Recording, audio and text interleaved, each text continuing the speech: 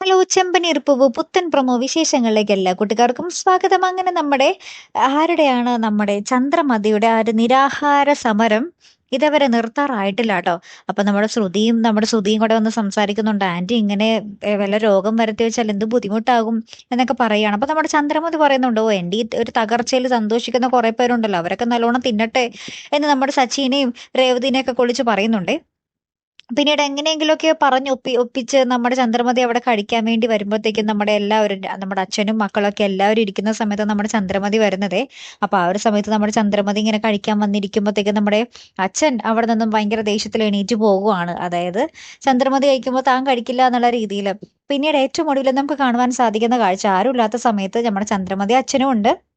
ആ ഒരു സമയത്ത് നമ്മുടെ അച്ഛന് വീണ്ടും ഒരു നെഞ്ചുവേദന വരികയാണ്, ഒരു വയ്യായിക വരികയാണ്. അപ്പൊ നമ്മുടെ ചന്ദ്രമതിയായിട്ട് ഓടിപ്പോയി അടുക്കളയിൽ നിന്ന് വെള്ളമൊക്കെ കൊണ്ടുവന്ന് കൊടുക്കുന്നതേ. ഇതോടുകൂടി അവരുടെ വഴക്കൊക്കെ തീരുമാനിക്കും അല്ലെ.